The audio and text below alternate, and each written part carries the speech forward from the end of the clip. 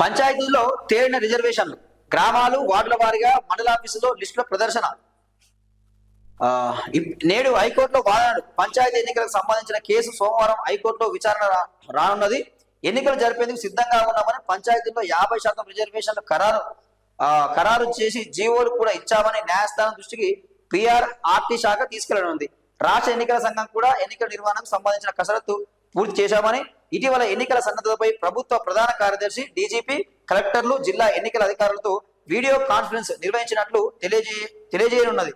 Court ఆదేశాలకు తగ్గట్టు ఎన్నికలు నిర్వహిస్తామని చెప్పా ఉన్నదంటూ చూస్తా ఉన్నాయి. కోర్టు ఏం చేస్తుంది, ఈరోజు ఏం చేస్తుంది, ఓకే అంటది. ఇంకా ఏముంటది, ఇంకా మేము రెడీగా ఉన్నాం, మీరు చెప్పినట్టే 50% లోబడి ఎన్నికలు నిర్వహిస్తున్నాం అని చెప్పి చెప్తా. ఆల్రెడీ చెప్పింది కదా కోర్టు, పాత రిజర్వేషన్ల విధానంతో మీరు ఎన్నికలకు వెళ్ళొచ్చు, మీరు దాన్ని అడ్డుకుంటలేము అని చెప్పింది. ఏం అడ్డుకున్నాం అని చెప్పింది?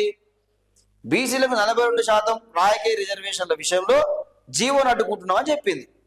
సో అది ఈ రోజు అందరి దీన్ని కూడా ఏం చేసేది తెలుసా? అసలు ఈ విషయంలో కూడా ఈరోజు కోర్టు ఏది జడ్జిమెంట్ ఇస్తుంది, జడ్జిమెంట్ ఇస్తుందేమో, బీసీ 42% రిజర్వేషన్లు వస్తాయేమో అని చెప్పి కొంతమంది కళ్ళు కంటుర్రు. ఇక కళ్ళు కనగరి, ఇక బంద్ చేయరు, ఇక అంత అయిపోయింది, స్కొలాబు ఏం లేదు.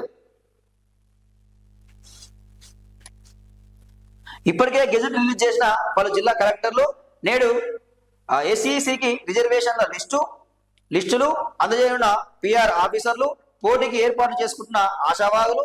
మొత్తం గ్రామీణ ఓటర్లు 1,60,00,000 మంది, 12,733 సర్పంచ్ స్థానాలకు, 1,12,288 వార్డులకు ఎలక్షన్స్ 3 దశల్లో జరిపేందుకు ఎస్ఈసి సూత్రప్రాయ నిర్ణయం అంటూ మనం చూస్తా ఉన్నాం.